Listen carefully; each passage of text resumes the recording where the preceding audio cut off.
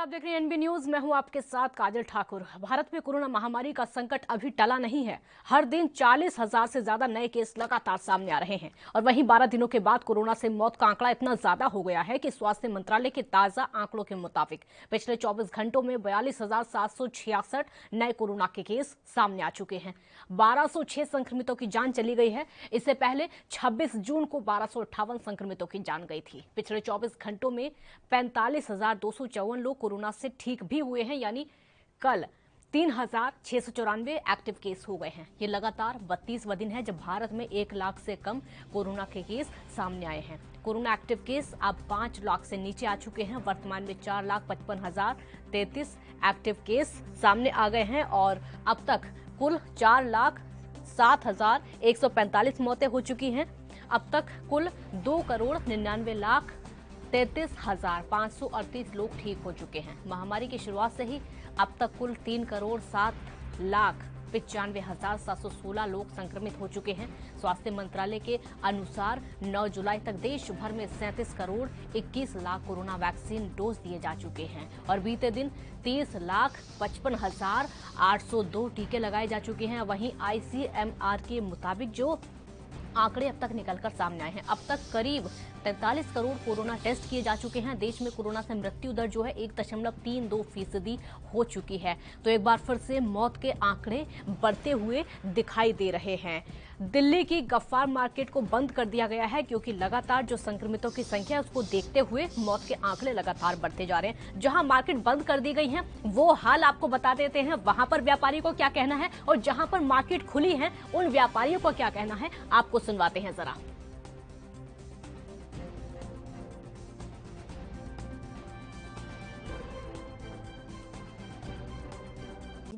Main market में जो orders आए हैं ये उस टाइम पे भीड़ भड़का बहुत जो छोटी छोटी दुकानों में भीड़ इकट्ठी कर रहे थे।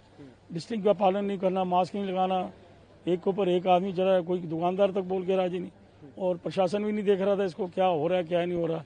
जब ऊपर से ज़्यादा प्रेशर आया तो इन्होंने फिर मार्केट बंद करनी चालू कर दी। ये इनको पहले करना चाहिए था, प्रशासन को पहले ये चीज़ें देखनी चाहिए थी ना, भीड़ हो रही है इसको पहले करें, कैसे क्या लाए। सबको खोल दिया इन्होंने, फटाफट खोल दिया। तो छोटा आदमी जिसका पैसा नहीं है वो तो भाग बाहर निकलेगा, लेकिन इनको थोड़ा ध्यान भी रखना चाहिए ना, दुकानदारों को थोड़ा पालन करना चाहिए। मैं अपना जो कस्टमर है उनको धीरे धीरे मैं एंट्री कराऊँ, उनको बुलाऊँ, इसको चीज़ का किसी ने पालन नहीं किया। आगे प्रशासन ने तो ये लिया ना भी बंद करो मार्केट, ये करो, ये तो गलत बात है। ये तो पहले इन चीज़ों को देखना चाहिए था इन लोगों को।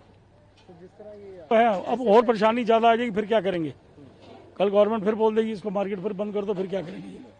फिर भी तो करेंगे ना, बर्दाश्त करेंगे। इससे धीरे धीरे करो ना, धीरे धीरे निकलो घर से। सब कुछ तो इन्होंने खोल दिया, स्टेशन सारे खोल दिए, मार्केटें सारी खोल दी, लेकिन पालन तो किसी ने करना है, पब्लिक ने। कोई ना कोई अलग ऑप्शन हो सकता था। ऑप्शन ये है कि धीरे धीरे हो सकता था, एक दिन मार्केट खोल देते या कुछ ऐसे पालन करते, एक दिन बंद कर देते एक दिन खोल देते, थोड़ा आपस में थोड़ा। इन्होंने कुछ सोचा नहीं, ना देखा, सब कोई ऐसी बात नहीं। ये जो अब डिसीजन ले रहे हैं, अगर ये पहले से थोड़ी सख्ती करके चले तो डिसीजन ऐसे लेने ही नहीं पड़ेंगे। आदमी की अभी दुकान खुले 15-20 दिन हुए हैं और आपने दोबारा से बंद करने की, तो आप सोचो व्यापारी पौने 2 महीने बाद तो दुकान पे आया, उसके बाद वो काम धंधे की बात करे, उससे पहले आपने ये कानून से लगा दिए, सख्ती कर दी। तो सख्ती करो तो ऐसा करो ना, पहले ही रोक टोक लगा दो कि भाई इतने आदमी होने ही नहीं चाहिए इकट्ठे। तो दुकानदार को अगर पता होगा तो वो खुद ही संभल के काम करेगा, भाई थोड़ा मत इकट्ठे होने दो आदमी। अब बाजार में तो कोई कुछ नहीं कर सकता। दुकानदारों को रोकने का मतलब होता है दुकान के अंदर भीड़ नहीं होनी चाहिए, बाजार की भीड़ को कौन काबू करेगा। वो तो सरकार की हाथ में है सर। दुकानदार अपनी दुकान का ध्यान रख सकता है, वो ज़्यादा जो होगा तो वो 2 जनों से ये कह देगा भाई बाहर रुक जाइए आप, बाकी पब्लिक को थोड़ी रोक सकता है वो। और जो ये बंद हुआ है तो ये तो मेरे ख्याल रोड के ऊपर ज़्यादा पब्लिक है, दुकानों में तो इतनी पब्लिक है ही नहीं, दुकानदारी नहीं है अभी, पब्लिक कहाँ से आएगी दुकानों में। हकीकत में दुकानदार के पास कोई दुकानदारी नहीं है अभी इतनी, जो दुकानदारी है ही नहीं तो फिर पब्लिक सड़कों पे निकलती है बेचारी, 2-2 महीने घरों में बंद रहेंगे तो कहीं तो निकलेंगे, कुछ तो करेंगे। भाई ज्यादा आप ही उनको कहो भाई 4 आदमी इकट्ठे नहीं चल सकते, बात ही खत्म हो जाएगी। कहीं ना कहीं पब्लिक को भी समझने की जरूरत है, क्योंकि ऐसा होता है, आप समझदार हो, हर आदमी भी इतना समझदार नहीं है कि वो मान ले। अब किसी को कुछ खरीदना है, कुछ करना है, एक आदमी अकेला तो निकलता ही नहीं खरीदने के लिए, 4 आदमी उसके साथ चलते हैं, क्या करोगे आप। किसको रोकोगे? मैं ही हूँ, ये मेरे जानकार है, भाई साहब ने मुझे कह दिया नहीं जी ठहरो। क्या होता है? ये सिर्फ यही है, अपनापन होता है, कोई वो नहीं। लेकिन ये सरकार है, कुछ नियम ऐसे बना देना पब्लिक को उसको फॉलो करे, और पब्लिक करेगी तो नेचुरली ये सब चीजें अपने आप ठीक होंगी। तो उसके लिए सरकार को भी थोड़ा सा आगे आना ही पड़ेगा। मेरी भी शॉप है सर, करोलबाग आरिशमार रोड नाई वाला। ये बताइए कि 2 दिन के लिए ऑर्डर निकले हैं मार्केट बंद करने के, ऐसा क्या आपने भी देखे मार्केट के जो ये ऑर्डर लेने पड़े दिल्ली सरकार? सर मार्केट में यह है कि आप जैसे लोगों मास्क नहीं लगा रहा, बिना मास्क का घूम रहा है, वो तो बिल्कुल जायज़ की है सरकार ने। बिना मास्क का लोग घूम रहे हैं मार्केट में, जैसे स्टाफ है, दुकानदारों लोग तो लगा लेता है, मगर पब्लिक उतना वो नहीं। किसी को बोलो मास्क लगा लो तो कोई लगाता नहीं सर। तो ये करने के लिए तो बहुत अच्छी बात हुआ है। मार्केट को चाहिए था। भीड़ कितनी थी उन दिनों जब ये ऑर्डर लिए गए जिस हालात में? सर भीड़ काफी होती है, मगर सर मेन जो बात है मास्क के ऊपर होती है। मास्क अगर रहता चेहरे पे या किसी को तो कोई दिक्कत फर्क नहीं पड़ता। मेरी भी शॉप है अपनी, हम पूरी मास्क और ग्लव्स सबसे यूज करते हैं। अब ये बीमारी तो खत्म होनी नहीं सकती है सर, तो ये परमानेंट होएगा ही होएगा।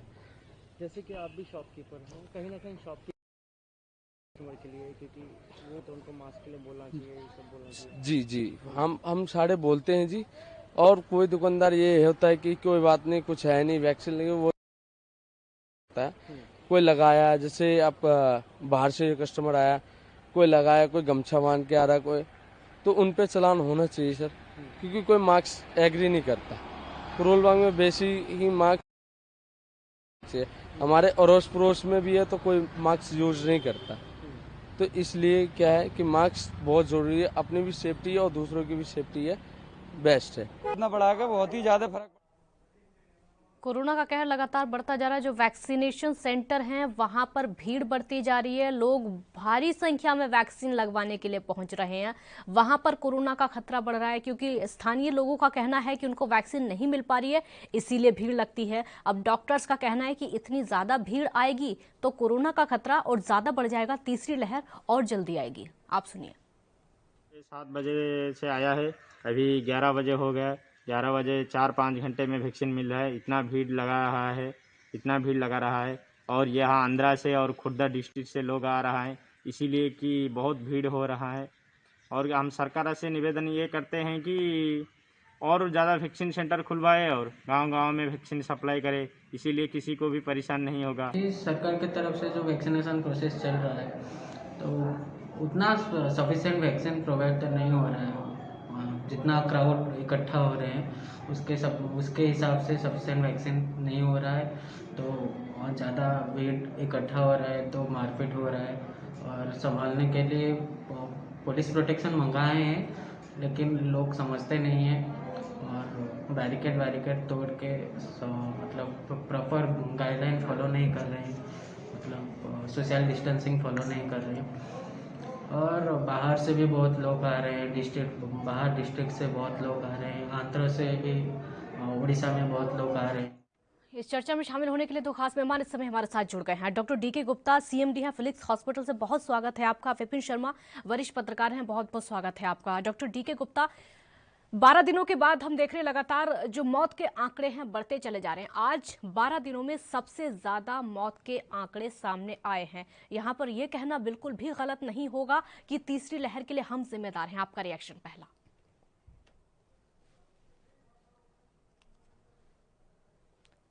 डॉक्टर डीके गुप्ता, आवाज सुन पा रहे हैं आप मेरी? मेरी आवाज? हाँ बिल्कुल आपकी आवाज आ रही है। आपने मेरा सवाल सुना तो आप जवाब दीजिए। बिल्कुल, तो मैं ये बोल रहा हूँ कि पहले तो काजल जी से बाहर आना चाहिए। तीसरी लहर आने वाली और खत्म हो गई, दूसरी लहर भी खत्म ही नहीं हुई है। कहीं ऐसा ना हो दूसरी लहर में ही सर्ज आ जाए और पता लगे कि दोबारा वैसे ही त्राहिमाम की स्थिति होगी जो पहले हो गई थी। तो कहीं ना कहीं हम सब इसके लिए जिम्मेदार हैं। दूसरी लहर खत्म नहीं हुई, अभी भी 40-50 हजार केसेस रोज आ रहे हैं, जबकि टेस्ट जो जांच है पहले से बहुत कम हो गई है। पहले से लोगों के अंदर जो भय था वो खत्म हो गया है, लोगों के अंदर दूरियां फिर दोबारा कम हो गई हैं, लोग मिलना जुलना चालू हो गया। आपने देखा कुल्लू मनाली का क्या हाल था, शिमला का क्या हाल था, जितने हिल स्टेशन थे वहां पे लोग 50 हजार की संख्या में, लाखों की संख्या में जा रहे थे। तो कहीं ना कहीं सरकार को इस समय चाहिए कि अगर दूसरी वेव को खत्म करना है, अभी तो हमें इस बात पे ध्यान देना चाहिए कि दूसरी वेव को कंट्रोल कैसे करें, खत्म कैसे करें। अभी भी डेथ जो है 500 और 1000 के बीच में रोज हो रही है, अभी 50,000 लोगों को क्या नाम है नए केसेस आ रहे हैं। वैक्सीनेशन की जो गति चाहिए हमें, वो रोज हमें चाहिए 80 लाख लोगों को रोज लगना चाहिए, वो सिर्फ 40 से 50 लाख लोगों को लग रहा है वैक्सीन। तो कहीं ना कहीं अभी हम लोग इस भ्रम में है कि दूसरी लहर खत्म हो गई है, वो खत्म नहीं हुई है। पहले तो पहला एजेंडा होना चाहिए कि दूसरी लहर को कैसे खत्म करें, दूसरा एजेंडा होना चाहिए कि हमें तीसरी लहर को रोकना है।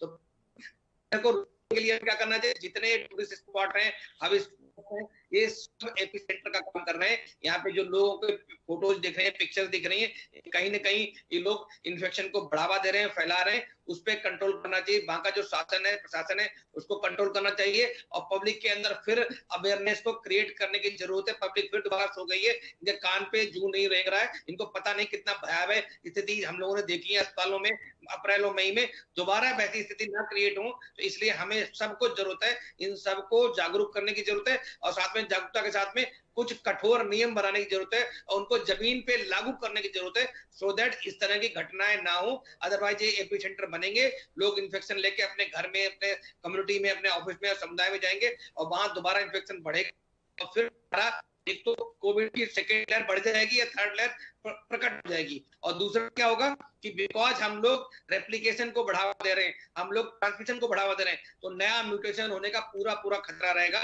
नया म्यूटेशन आएगा तो डेल्टा प्लस जैसा हमने देखा है, ऐसे अगर कोई और नया वेरिएंट आ गया और जो इस तरह से खतरनाक हुआ, इस तरह से वायरुलेंट हुआ, तो कहीं ना कहीं फिर दोबारा जिस तरह से हम लोग के बेड कम हो रहे थे, आईसीयू बेड्स कम हो रहे थे, ऑक्सीजन कम हो रही थी, वेंटिलेटर नहीं मिल रहे थे, लोगों को घर बेचना पड़ रहा था अपने इलाज के लिए, लोगों को कर्ज लेने पड़ रहे थे, वो स्थिति दोबारा आ सकती है। तो कृपया करके सरकार, हम सब का जो रोल है, प्रिंट मीडिया, इलेक्ट्रॉनिक मीडिया, बुद्धिजीवी, एनजीओ, ब्यूरोक्रेट्स, सब के फोकस कैसे सेकंड वेव को खत्म करें। आप बिल्कुल सही कह रहे हो, डेथ बढ़ गई। क्यों बढ़ गई? बिकॉज सेकंड वेव खत्म ही नहीं। हम तीसरी वेव की बात कर रहे थे, सेकंड वेव से हमारा ध्यान हट गया, मिनिमाइज हो गई, कम नहीं हुई है।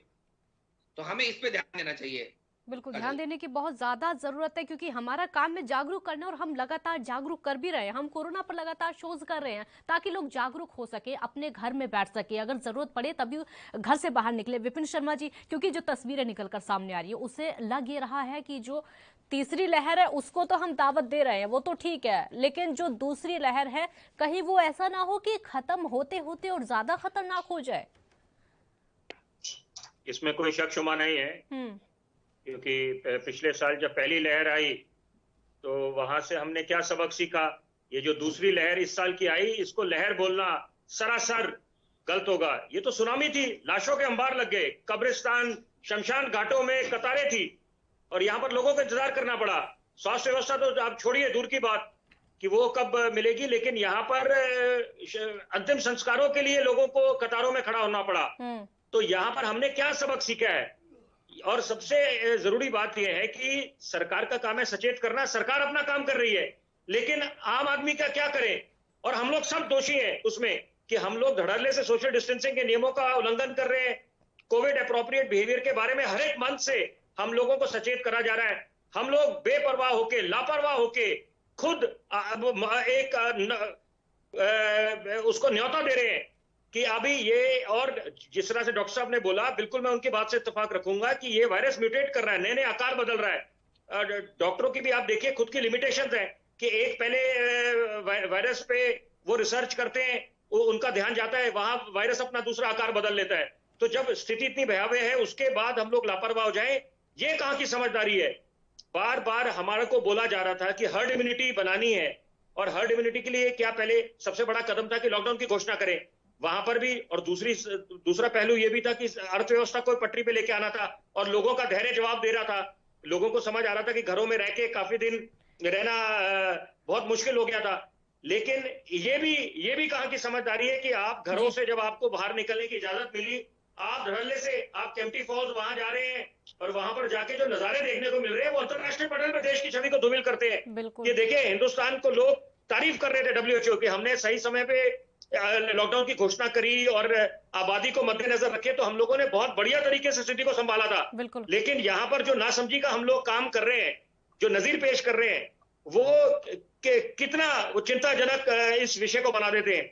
और ये सदी की सबसे बड़ी महामारी है बार बार हर एक मंच से हमारे स्वास्थ्य चिकित्सक सरकार की तरफ से ये बात समझाई जा रही है कि ये जो तीसरी लहर की आशंका है और खास तौर पे कि ये भी बताया जा रहा है कि बच्चों पे इसका असर हो सकता है। अभी तक बच्चे हमारे सुरक्षित रहे हैं, बच पाए हैं, कितनी अच्छी बात है। आपकी बात पूरी लेकिन करेंगे, अगर हम लोग खुद पांव पे कुल्हाड़ी मारेंगे, बात पूरी करेंगे। आपके ब्रेक के लिए यहाँ रुकेंगे, छोटा सा ब्रेक यहाँ पर लेते हैं, ब्रेक के बाद चर्चा जारी है।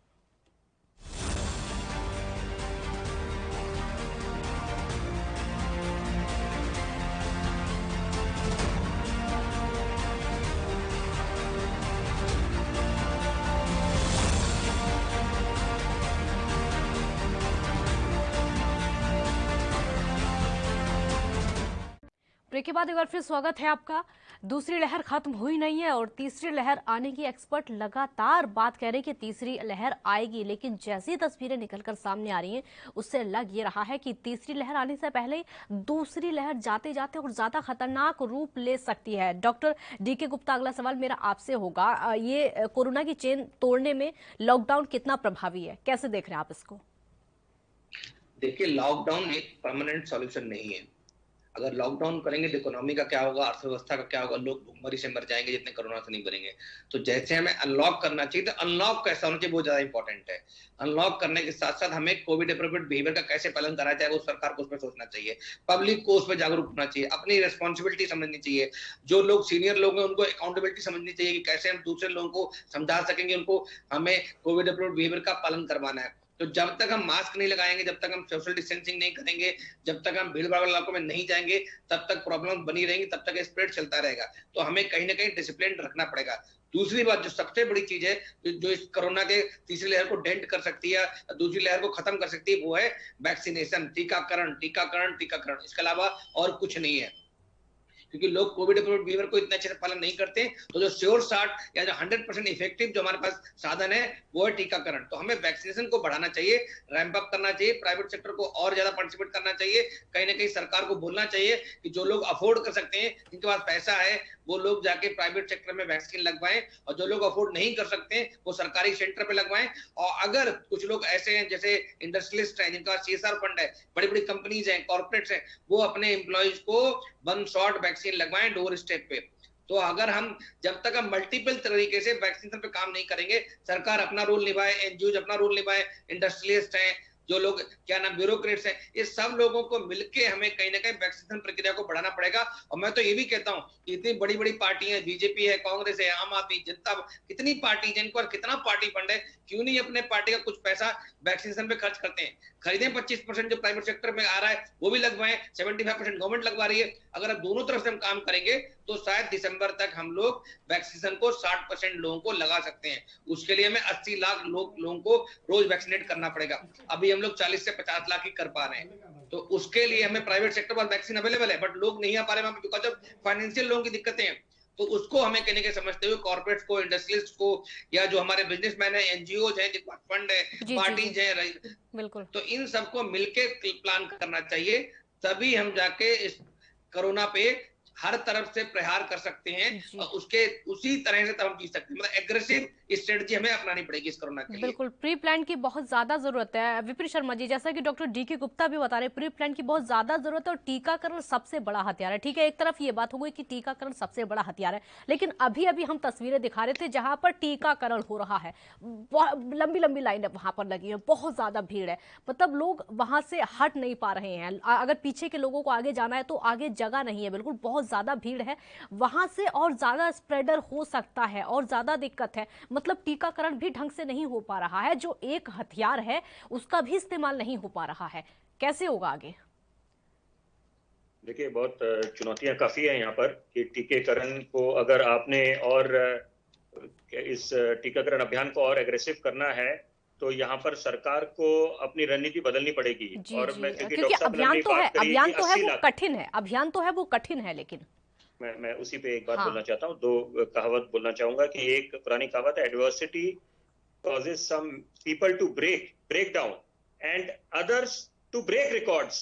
और जैसे कि बोला जाता है अंग्रेजी में कि when the going gets tough then the tough gets going। तो यहाँ पर एक सरकार के पास भी सुनहरा अवसर है।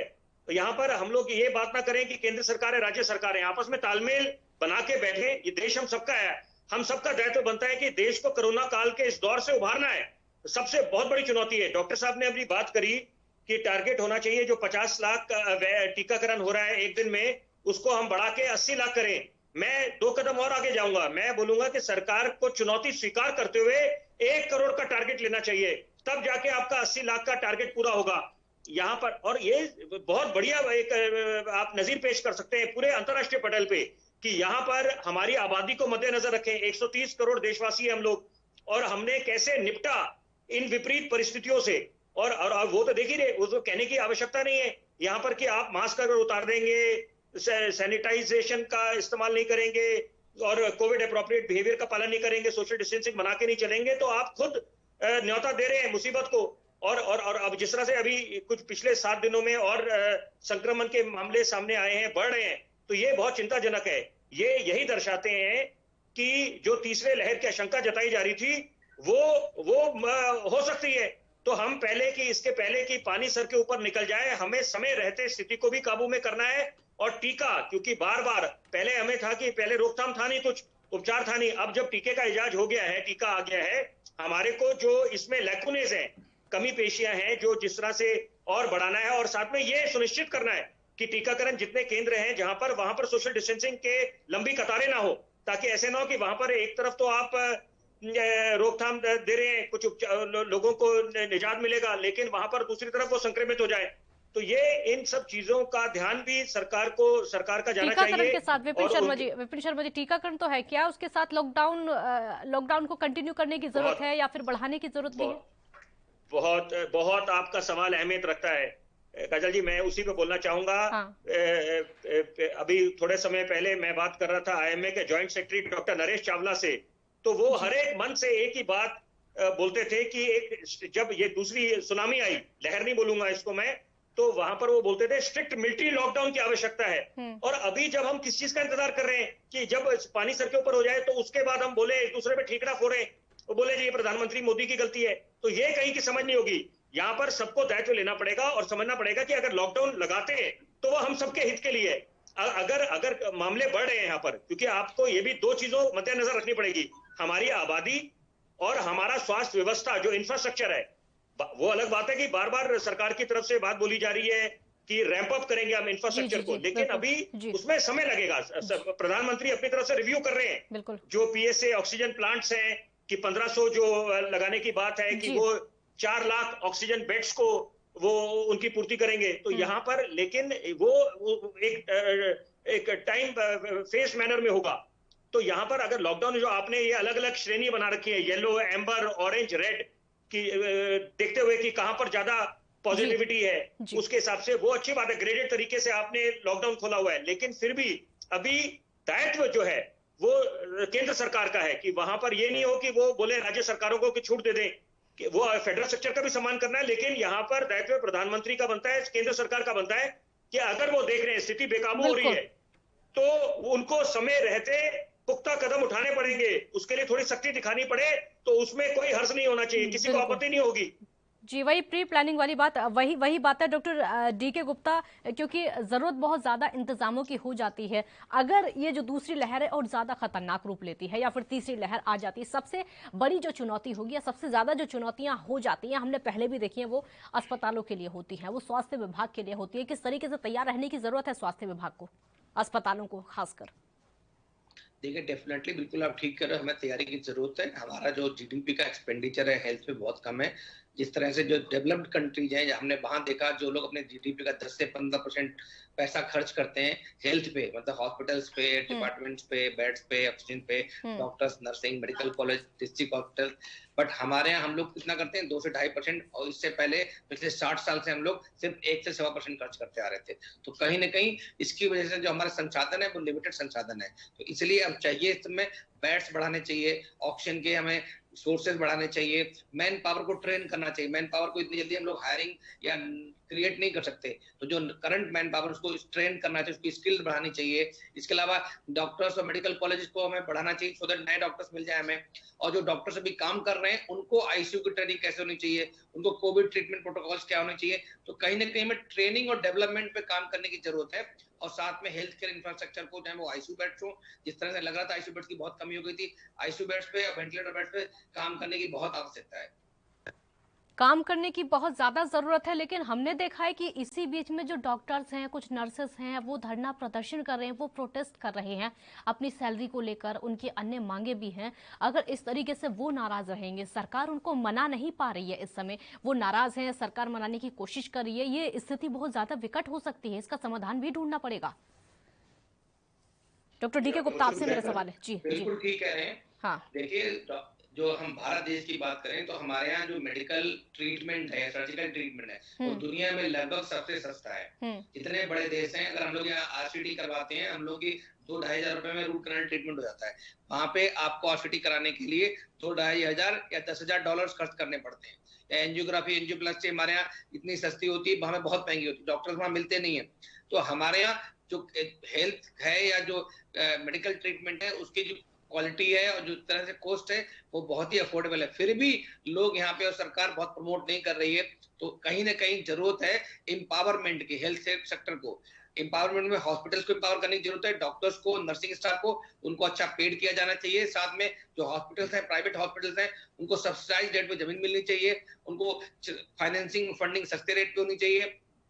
उनके जो जितने स्टैट्यूटरी कंप्लायंसेस हमें बनाना पड़ता है, हॉस्पिटल को चलाने के लिए बहुत सारे लाइसेंसेस चाहिए होते हैं, उनको सिंगल विंडो करना चाहिए। जो लैंड है वो सस्ते रेट्स पे मिलनी चाहिए, रिपेमेंट ऑप्शंस अच्छे होने चाहिए। तब आपको लगता है जब आप सारी चीजें में कॉमर्शियल रेट पे देते हो, हमें फंडिंग कॉमर्शियल रेट पे मिल रही है, लैंड कॉमर्शियल रेट पे मिल रही है, बिल्डिंग का सामान कॉमर्शियल रेट पे मिल रहा है, बेड और इक्विपमेंट कॉमर्शियल रेट पे मिल रहे हैं, महंगे खरीद रहे हैं हम लोग। तो how can you expect from hospital, private hospital वो बिल नहीं बनाएंगे? वो इसलिए बिल बनाते हैं बिकॉज उनकी जो कोस्टिंग है वो आनी चाहिए। हमारी कोस्टिंग पे पर पेशेंट ट्रीटमेंट है, सरकार से सस्ता होता है, आपको पता है। सरकार जो ऐसी कई सारी स्टडी हुई है, इसमें देखा गया जो सरकार मेडिकल कॉलेज में पर पेशेंट ट्रीटमेंट जितना खर्चा करती है, उससे हम लोग आधा खर्चा करते हैं। हाँ। उससे आधे से उतना ही मांगते हैं, उससे कम ही मांगते हैं, फिर भी लोग पे नहीं कर पाते बिकॉज पेइंग कैपेसिटी नहीं है। यहाँ पे लोग जो है आउट ऑफ पॉकेट 61% खर्च करते हैं, अपनी जेब पे इलाज कराने के लिए खर्च करना पड़ता है, और उनकी अफोर्डिंग कैपेसिटी है नहीं बिकॉज उनको प्राइवेट हॉस्पिटल में इलाज कराने के लिए लोन लेना पड़ता है, घर बेचने पड़ते हैं, उधार लेना पड़ता है। तो कहीं ना कहीं हमें एम्पावरमेंट करने की जरूरत है और इंश्योरेंस पेनिट्रेशन बढ़ाने की जरूरत है। मतलब सबको इंश्योरेंस कवर देना चाहिए सो दैट लोग इंश्योरेंस के रहते अपनी जेब से खर्च ना करें। और इलाज जो है एक बेसिक राइट है, हेल्थ एक बेसिक राइट है, सरकार को चाहिए उस बेसिक राइट्स को हर व्यक्ति को प्रोवाइड करे। और आयुष्मान जैसी जो योजनाएं हैं, इनके रेट्स रिवाइज करें बिकॉज इतने रेट्स इतने कम है, इसमें अच्छे प्राइवेट हॉस्पिटल क्वालिटी ट्रीटमेंट नहीं दे सकते। तो ऐसी बहुत सारी टेक्निकल पहलू हैं, ऑपरेशनल पहलू हैं, जिन पर सरकार को सोचने की जरूरत है, और मुझे लगता है अगले कुछ सालों में चीजें ठीक भी हो जाएंगी। बिल्कुल विपिन शर्मा जी, ये जो समय है, इस समय या फिर जो बीत चुका है उसको देखिए, जो सबसे बड़ी जिम्मेदारी आती है वो डॉक्टर्स पर ही आती है, क्योंकि यही सवाल मैं आप पर लेकर आऊंगी, क्योंकि सबसे बड़ी जो जिम्मेदारी है वो डॉक्टर्स पर आती है, उन पर डिस्कशन होना बेहद जरूरी है। इस समय हो ऐसा रहा है हमारे देश में कि सरकार चाहती है कि फसल पककर तैयार हो जाए, लेकिन खाद पानी कब देना है इसका कोई ठिकाना नहीं है, कोई तैयारी नहीं है। एक ब्रेक के लिए यहां पर रुकेंगे, जल्द हाजिर होंगे, इसी सवाल का जवाब लेंगे।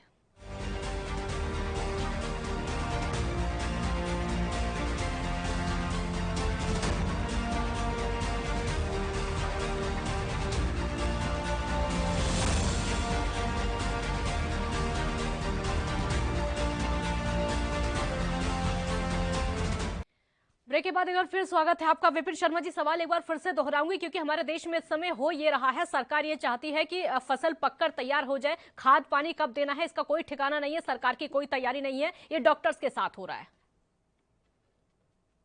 बिल्कुल आपकी बात से मैं इत्तेफाक रखूंगा। यहाँ पर ये बात हम क्यों भूल जाते हैं कि डॉक्टर जो है हमारे सही मामले में वो देवदूत बन के उभरे हैं, और ऐसी विपरीत परिस्थितियों में जब किसी को कोई अंदाज था नहीं कि ये कोरोना बीमारी है क्या, तो वहां पर डॉक्टर ही थे जिन्होंने मैदान नहीं छोड़ा, और वो 24 घंटे उनका फोन भी ऑन रहता था, और वो 24 घंटे रहते थे मरीजों के साथ जो संक्रमित थे। तो यहाँ पर हम लोग सिर्फ बोलने से काम नहीं चलने वाला कि ये लोग कोरोना योद्धा हैं, इनका सम्मान करना पड़ेगा, इनका एक आम आदमी को भी सम्मान करना पड़ेगा और सरकार को भी सम्मान करना पड़ेगा। पीछे हमने देखा कि पिछले वर्ष जब प्रधानमंत्री ने एक अपील करी, गुहार करा कि हम लोग ताली थाली बजाएंगे, शायद कुछ लोग, मैं कुछ लोगों की बात कर रहा हूं, वो भूल गए, वो प्रधानमंत्री के लिए, सरकार के लिए ताली थाली नहीं बजाने की बात कर रहे थे, उन कोरोना योद्धाओं के लिए सम्मान में ताली बजाने के लिए बात कर रहे थे जो हम लोगों को सुरक्षित करने के लिए, महफूज रखने के लिए ग्राउंड जीरो पे खड़े थे 24 घंटे। तो ये चीज समझनी पड़ेगी कि हमारे को कथनी और करनी में फर्क नहीं लाना चाहिए।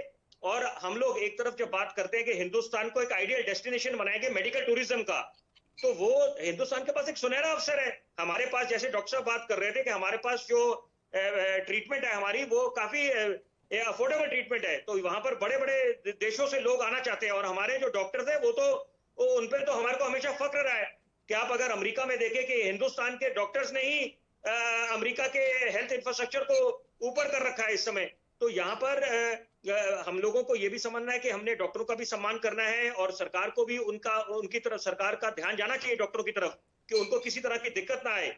और जिस तरह के हमने कुछ पीछे मामले देखे यहाँ पर कि कैसे डॉक्टरों पे हमले हुए, तो ये एक सख्त कानून आना चाहिए कि उसमें कैसे डॉक्टरों को हम लोग सुरक्षित करें। वो हम लोगों की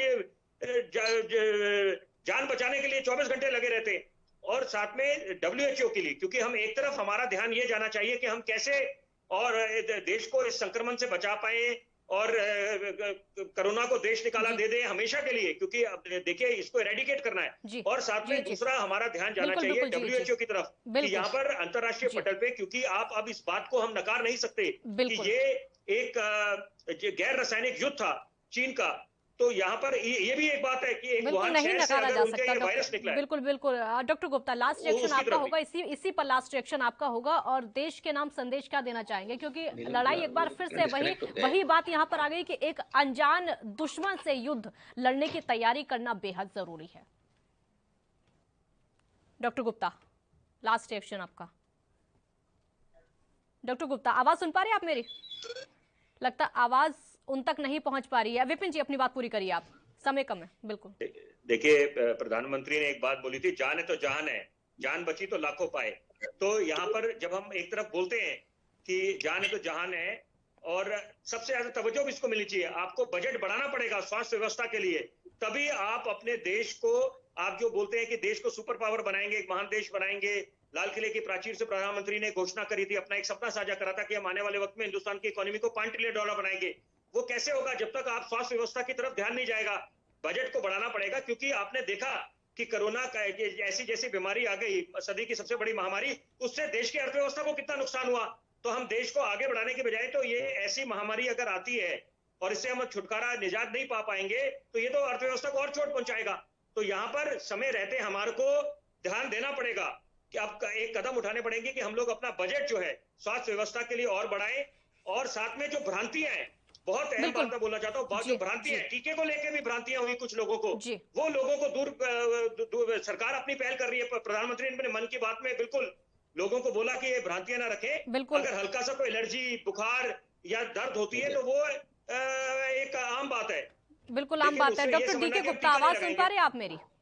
doctor D K Gupta, last reaction आपका होगा, इसी पर लास्ट रिएक्शन क्या कहना चाहेंगे आप, क्योंकि इस समय ये जो समय है वो वही है कि एक अनजान दुश्मन है जो कि तीसरी लहर के रूप में आएगा, हमें लड़ने के लिए तैयार रहना होगा। दूसरा ये है कि जो ये दूसरी लहर जाते जाते और ज्यादा खतरनाक होती जा रही, क्योंकि जैसा हम देख रहे हैं मौत के आंकड़े पिछले 12 दिनों में बढ़ते जा रहे हैं। लास्ट रिएक्शन आपका। तो ये हम सब द्वारा जनित लहर है, या हम सब लोग जो ठीक से काम नहीं कर रहे हैं, अपनी जिम्मेदारी नहीं निभा रहे हैं, उसकी वजह से केसेस बढ़ रहे हैं, उसकी वजह से मौत का आंकड़ा बढ़ रहा है, उसकी वजह से ही तीसरी लहर आएगी। कहीं ना कहीं हम सबको डिसिप्लिन करने की जरूरत है, हम सबको अपनी जिम्मेदारी समझने की जरूरत है, और सरकार, प्रशासन और जो जिम्मेदार लोग हैं, चाहे वो किसी बुद्धिजीवी हो, चाहे किसी दूसरी पार्टी के, उन सबको अपनी अकाउंटेबिलिटी समझनी चाहिए। इनको जो नियम और कानून, उनको सख्ती से पालन करवाना चाहिए, चाहे किसी को जेल भेजना पड़े, चाहे किसी को फाइन लगाना पड़े, सो दैट ये अपनी जान जोखिम में न डाले, और साथ साथ अपनी जान तो जोखिम में डाल ही रहे, दूसरों की भी जान को सुरक्षा मिल जाए, दूसरों की जान जोखिम में न पड़े, उसके लिए हमें कड़े कानूनों का नियम बना के उनके इम्प्लीमेंटेशन ग्राउंड लेवल पे बिल्कुल कराना पड़ेगा, अदरवाइज ये पॉसिबल नहीं है। दूसरी बात, वैक्सीनेशन प्रक्रिया को मैंने जैसे बोला कि 1 करोड़ बिल्कुल हमें टारगेट, हमें 1 करोड़ का रखेंगे, तभी हम 80 लाख वैक्सीनेट कर पाएंगे। तो हमें वैक्सीन का टारगेट बढ़ाना चाहिए, प्राइवेट सेक्टर को इन्वॉल्व करना चाहिए। प्राइवेट सेक्टर बहुत बड़ा सेक्टर है, 70% जो इंफ्रास्ट्रक्चर है, नर्सेस हैं, डॉक्टर्स हैं, प्राइवेट हेल्थ केयर के पास है। अगर प्राइवेट हेल्थ केयर कदम से कदम मिलाएगा सरकार के साथ, तो वैक्सीनेशन प्रक्रिया को हम और तेज कर सकते हैं। वो जब भी पॉसिबल है जब आप प्राइवेट सेक्टर को प्रमोट करेंगे और लोगों से बोलेंगे, सरकार जब बोलेगी लोगों से कि जो लोग अफोर्डिंग है, जो अफोर्ड कर सकते हैं, उनको प्राइवेट हॉस्पिटल जाके वैक्सीन लगानी चाहिए, अपनी भी और खुद अपने एम्प्लॉइज की, अपने मेड्स की, अपने हेल्पिंग हैंड्स की, ड्राइवर्स की। तो अगर हम सब लोग अपनी जिम्मेदारी समझेंगे तो वैक्सीनेशन प्रक्रिया को और तेज कर सकते हैं और जल्दी से हम इसको कंट्रोल कर सकते हैं। बहुत शुक्रिया आपका, आप दोनों का बहुत शुक्रिया हमारे साथ जुड़ने के लिए। तो पिछले 24 घंटों में 1206 संक्रमितों की जान जा चुकी है। टेंशन लगातार इसकी वजह से बढ़ती जा रही है। टेंशन इसलिए बढ़ रही है क्योंकि मौत के आंकड़े लगातार बढ़ते चले जा रहे हैं। जैसे जैसे संक्रमितों की संख्या है वो भले ही ग्राफ बढ़ रहा है, लेकिन पिछले 12 दिनों में हम देख रहे हैं कि मौत के आंकड़े बढ़ रहे हैं। मौत के आंकड़े बढ़ना बहुत ज़्यादा चिंता का विषय है। अगर एक जान भी जाती है तो बहुत बड़ी कीमत उसकी होती है। किसी परिवार से एक भी व्यक्ति की मौत होती है, अगर वही व्यक्ति कमाने वाला होता है तो बाकी जो लोग होते हैं उनके लिए बहुत बड़ी परेशानी हो जाती है। भले ही सरकार दावे कर रही है, उनकी मदद करने के दावे केंद्र सरकार कर रही है, अलग अलग राज्य सरकारें भी कर रही हैं, लेकिन वो मदद उन तक पहुंच नहीं पाती है। जो बड़े बड़े दावे किए जाते हैं वो सिर्फ कागजी दावे रह जाते हैं, धरातल पर दिखते नहीं हैं, धरातल पर नजर नहीं आते हैं। इसलिए बचना बहुत ज्यादा जरूरी हो जाता है। हथियार सिर्फ एक ही है कि जितना जल्दी हो सके टीकाकरण कराएं, लेकिन टीकाकरण कराने में भी बहुत ही कठिनाइयां इस समय हैं। अगर वैक्सीनेशन सेंटर पर जाते हैं, कुछ वैक्सीनेशन सेंटर ऐसे हैं जहां पर वैक्सीन खत्म हो चुकी है, कई जगह ऐसी हैं जहां पर भीड़ लगी हुई है, बहुत ज्यादा भीड़ लगी हुई है, लंबी लंबी कतारों में लोग खड़े हैं और वहां पर सबसे ज्यादा सबसे बड़ा स्प्रेडर तो उसी को कहा जाएगा। सब्जी मंडियों की तस्वीरें हम आपको दिखा रहे हैं, किस तरीके से लोग यहां पर भी बगैर मास्क के नजर आ रहे हैं। सब्जी मंडियों में लोग जा रहे हैं। अब दिक्कत यह है कि उन लोगों के पास दूसरा कोई विकल्प नहीं है। अगर सब्जी विक्रेता सब्जी मंडियों में नहीं जाएंगे, सब्जियां नहीं बेचेंगे, तो उनके पास दूसरा कोई विकल्प नहीं है। कैसे अपनी रोजी रोटी कमाएंगे, कैसे अपनी दिनचर्या को चलाएंगे। परेशानी व्यापारियों के साथ भी है और परेशानी आम लोगों के साथ भी है, क्योंकि उनको अपने घर से बाहर निकलना ही पड़ेगा, कमाने के लिए भी और खाने के लिए भी। परेशानी समस्याएं चारों तरफ हैं। हथियार सिर्फ यही है कि टीकाकरण कराएं, सोशल डिस्टेंसिंग लगातार रखें, अगर जरूरी हो तभी घर से बाहर निकलें, वरना घर से बाहर ना निकले। अगर निकल भी रहे हैं आप तो मास्क लगा कर निकलिए। हम लगातार आपको इस बात के लिए जागरूक कर रहे हैं और हम जागरूक करने के लिए लगातार रोजाना आपसे अपील भी करते हैं कि आप घर से बाहर जितना हो सके उतना कम निकलिए, क्योंकि अभी दूसरी लहर का खतरा टला नहीं है। दूसरी लहर अभी खत्म नहीं हुई है और तीसरी लहर की जहां तक बात है वो आएगी या फिर खतरनाक होगी, उससे पहले जो दूसरी लहर खतरनाक होती जा रही है, इससे हम नहीं निपट पा रहे हैं। इससे देश अभी निपट नहीं पा रहा है, क्योंकि दुनिया में अमेरिका, ब्राजील के बाद सबसे ज्यादा जो मौतें हुई हैं वो भारत में हुई हैं। अगर पूरी दुनिया में भारत मौत के मामले में तीसरे नंबर पर आता है तो ये बहुत बड़ी दुख की घड़ी है, बहुत बड़ा संकट का समय देश के लिए है, क्योंकि एक एक जान को बचाना बेहद जरूरी है, बहुत ज्यादा जरूरी हो जाता है लोगों की जान को बचाना। यही वजह है कि टीकाकरण चलाया तो जा रहा है, लेकिन वो रफ्तार देखने को नहीं मिल रही है, वो आसानियां देखने को नहीं मिल रही हैं, वो सुविधाएं देखने को नहीं मिल रही हैं, जो कि सुविधाएं चाहिए, जिन सुविधाओं के साथ में आगे को बढ़ा जा सकता है। सरकार की तैयारियां पूरी इस समय दिखाई नहीं दे रही हैं। अस्पताल प्रशासन के लिए तैयारियां पूरी नहीं दिखाई दे रही, क्योंकि जैसी तस्वीरें निकलकर सामने आती हैं, डॉक्टर्स हैं, नर्सेस हैं, वो लगातार प्रोटेस्ट कर रहे हैं, अपनी हक की लड़ाई को लड़ रहे हैं। ये वो कोरोना वॉरियर्स हैं जो कि कोरोना काल में भी अस्पताल में अपनी ड्यूटी देते रहे हैं।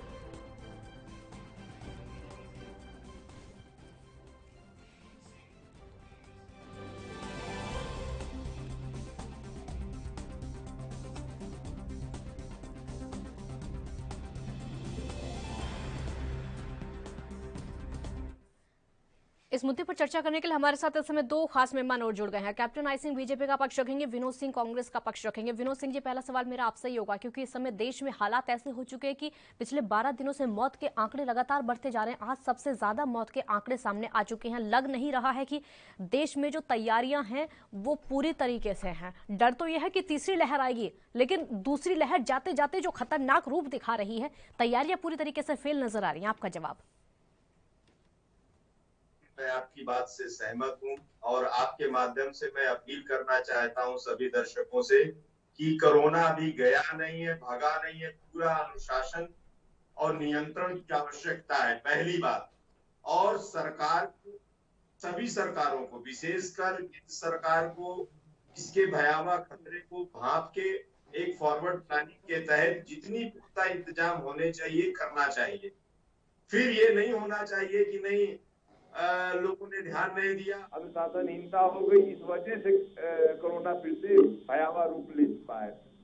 सबको अपने अपने स्तर पर अनुशासित रखते हुए और इसकी मुक्ति की ओर बढ़ना है। उसका एकमात्र तरीका यही है। मैं देख रहा हूँ कुछ तस्वीरें पर्यटक स्थलों से आ रही जो कहीं ना कहीं चिंतित करती हैं। लोग अब बेपरवाह हो चुके हैं काफी हद तक और ये भूल गए हैं कि शायद कोरोना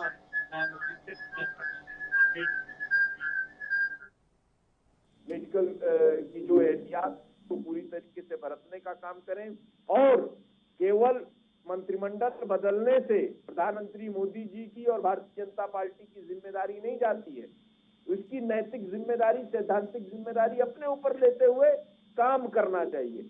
मैं इस मुद्दे पर कोई राजनीतिक बयानबाजी नहीं करूंगा, लेकिन ये जरूर अपील करूंगा जब तक भारतीय जनता पार्टी अपनी नीतियों में, अपनी नीयत में आमूलचूल परिवर्तन लाते हुए अंतिम व्यक्ति के, पीड़ित व्यक्ति के, उपेक्षित व्यक्ति के दिशा में काम नहीं करेगी और कोरोना के खतरे को देखते हुए बेहतर से बेहतर प्लानिंग नहीं तैयार करेगी, तब तक शायद इस पर पूरी तरीके से काबू पाना मुश्किल होगा। टीकाकरण को जितनी तेजी से वो बढ़ाया जाए, फिर भी एहतियात बरतते रहे लोग। मेरी आप बार बार आपके दर्शकों से ये अपील है।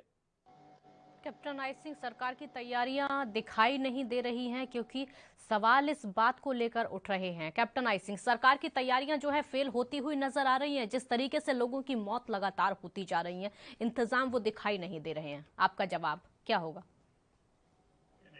सरकार के इंतजाम पूरे हैं। आपने देखा होगा कि जब पीक पे चल रहा था कोरोना, उस टाइम सरकार ने कितने इंतजाम किए थे कि हर शहर में ऑक्सीजन की, वेंटिलेशन की कहीं से कोई कमी नहीं रही थी। अब इसमें अगर दोबारा ये तो शुरू से ही कह रहे थे, सभी कह रहे थे, डॉक्टर भी कह रहे, वैज्ञानिक भी कह रहे और आम जनता भी कह रही कि थर्ड वेरिएंट आने वाला है और ये थर्ड वेरिएंट आ रहा है। तो इसमें आम जनता की है, प्रदेश की सरकारें हैं, इनकी भी जिम्मेवारी बनती है। आम जनता को आपने देखा होगा कि किस तरह से जो है ना घूमने को, पिकनिक पे निकले हुए हैं, जहां सरकार खूब इंस्ट्रक्शन दे रही है, निर्देशित कर रही है कि आप जो है जहां भी जाएं मास्क लगाएं, मगर आम जनता बिल्कुल लापरवाह हुई घूम रही है। तो सरकार तो अपना काम कर रही है, मगर लोगों को भी जिम्मेवारियां बनती है, तो लोगों को भी अपनी जिम्मेवारियां निभाना पड़ेगी। खाना अपने हाथ से ही खाना पड़ता है, सरकार मुंह में नहीं खिलाती है। तो ये तो सोचना पड़ेगा लोगों को। सारी जिम्मेवारी सरकार की नहीं है, आम लोगों को भी जिम्मेवारी है। लोगों को मौत से भय ही नहीं है।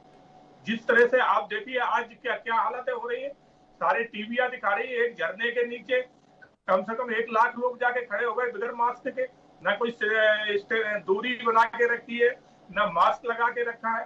तो क्या सरकार, ये भी जिम्मेवारी सरकार की है? तो सरकार तो बार-बार कह रही है कि डिस्टेंसिंग बनाइए, मास्क लगाइए, कोरोना का टीका लिए टाइम से, मगर नहीं, सरकार की बात को लेकर भी आपसे सवाल करूंगी मैं। टीकाकरण को लेकर क्या इंतजाम है वो आपसे सवाल करूंगी। एक ब्रेक के लिए यहाँ पर रुकते, छोटा सा ब्रेक।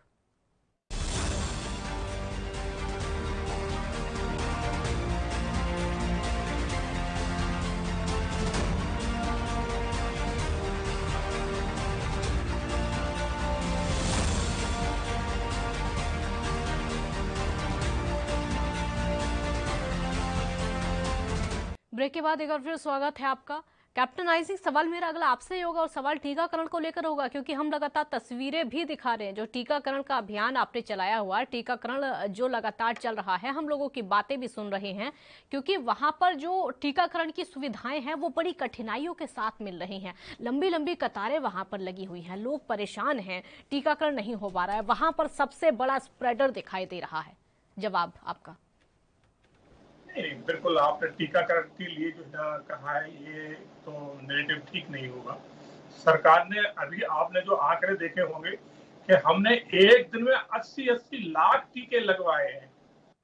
तो ये जिम्मेवारी सरकार जो जितनी निभा रही है, जैसे अन्य स्टेट की जो सरकारें हैं, टीकाकरण हो रहा है, वो आंकड़ा सही है। आप टीकाकरण का आंकड़ा बता रहे हैं वो सही है, लेकिन टीकाकरण करवाने जो लोग जा रहे हैं वहां से जो कोरोना को लेकर आ रहे हैं वो कैसे रुकेगा? इंतजाम तो उसका भी करना होगा ना। नहीं, बिल्कुल बिल्कुल। आप जहाँ जहाँ बीजेपी की सरकारें हैं जिस प्रांत में, तो हमने अपने जो पार्टी वॉलंटियर वहां पर बैठा के रखे और वो पूरा इंतजाम क्यों कर रहे हैं। दूसरे राज्यों में उनको इंतजाम नहीं कराएंगे आप? दूसरे राज्यों में इंतजाम नहीं कराएंगे? नहीं, दूसरे राज्य में हम टीका उपलब्ध करा सकते हैं, सुविधाएं उपलब्ध करा सकते हैं, मगर व्यवस्था तो वहाँ की सरकारों को ही देखने होगी ना। मगर वहाँ की सरकारें बिल्कुल नकारात्मक सोच बना के रखती है कि हमने कोरोना को बढ़ाना है, घटाना नहीं है। अब राजस्थान की देखिए स्थिति कितनी बुरी हो रही है, पंजाब की देखिए स्थिति कितनी बुरी हो अच्छा, रही है। मतलब राजस्थान और पंजाब की सरकार चाहती है कि कोरोना बढ़ता रहे? राजस्थान पंजाब की सरकार ये चाहती है? नहीं, अगर सरकार पंजाब की नहीं चाहती तो कोरोना की जो वैक्सीन थी, विनोद सिंह जी जवाब दीजिए, ठीक है विनोद सिंह जी जवाब दीजिए, बोलिए। प्राइवेट हॉस्पिटलों में सरकारी वैक्सीन बेच दी, जबकि वो हॉस्पिटलों में लोगों को लगना चाहिए, उन्होंने प्राइवेट में उसको बेच दिया। राजस्थान की सरकार ने वेंटिलेटर जो केंद्र ने भेजे वो प्राइवेट में बेच दिए। तो ये कैप्टन राय सिंह जी, प्राइवेट अस्पतालों में सभी जगह वैक्सीन मिल रही है, प्राइवेट अस्पतालों में इस समय सभी जगह वैक्सीन मिल रही है। क्या हो रहा है देश भर में वो सबको पता है, पब्लिक अच्छे से जानती है कहाँ पर क्या हो रहा है। सरकारी अस्पतालों में खत्म करके प्राइवेट अस्पतालों में वैक्सीन को भेज दिया गया है, वो आंकड़े सब जानते। बोलिए विनोद सिंह जी, बोलिए। आई सिंह जी का बयान बेहद निराशाजनक, गैर जिम्मेदाराना और मुझे घोर आपत्ति है इनके बयान पर। मैं डंके की चोट पर आपके चैनल पर चुनौती देता हूं। जो वक्तव्य इन्होंने दिया है सस्ती हल्की राजनीति के तहत, वो इनका चरित्र बताता है। क्या प्रधानमंत्री मोदी जी इस बात पर चलते हैं, इस नीति पर चलते हैं कि जो गैर सरकारें, भाजपा सरकारें वो कोरोना फैलाने का काम करती है? मैंने शुरू में ही कहा कि विषय आपका गंभीर है, इस पर मैं राजनीति नहीं करूंगा, लेकिन ये अपनी आदत से बाज नहीं आते। किस महत्वपूर्ण विषय पर चर्चा कर रहे हैं, कम से कम इसकी तो जानकारी आपको होनी चाहिए। आप सस्ती हल्की आधारित बात करते हैं और अपने कर्म को तीसरी मान लेते हैं। ऐसे नहीं होने वाला है। काजल जी, मैं समझता हूं जहां तक आपका सवाल है, आपकी चिंता है, वो ये है कि अगर ये फिर से आ गया, इसकी लहर फिर से आ गई, थर्ड स्टेज आ गई, तो फिर उस भयावह खतरे से निपटने के लिए क्या इंतजाम है, वो संतोषजनक जवाब भारतीय जनता पार्टी के साथी को देना चाहिए। ये इधर उधर की बात कर रहे हैं जी, लेकिन क्योंकि इनके पास कोई माकूल जवाब नहीं है, इन्होंने कोई तैयारी नहीं की समय रहते हुए, और इतना समय बीत जाने के बाद, इतने लोगों की जान मान की हानि हो जाने के बाद भी आज भी ये सस्ती हल्की आधारहीन राजनीति कर रहे हैं। कहीं ना कहीं ये सोच मूल कारण रही है कोरोना को बढ़ाने में, जिसमें भारतीय जनता पार्टी और केंद्र सरकार चली आई है और देश के लोगों को सड़क पर मरने के लिए, अस्पतालों के बाहर दवाइयों के अभाव में, ऑक्सीजन के अभाव में मरने के लिए न्यूज छोड़ दिया। उसकी जिम्मेदारी बनती है तो सिर्फ आप पर बनती है। वोट लेके सरकार बनाने की जिम्मेदारी आपकी है, सेवा करने की जिम्मेदारी आपकी नहीं है। कैप्टन राय सिंह जवाब दीजिए। आपने देखा होगा जब हम वैक्सीन लेके आए थे, इतनी मेहनत करके हमारे वैज्ञानिकों ने वैक्सीन तैयार की, तो उसी टाइम इनके नेता राहुल गांधी ने इसमें सवाल उठा दिए थे। इनके साथ साथ इनकी जो सहयोगी पार्टियां थी उन्होंने भी उठाए थे।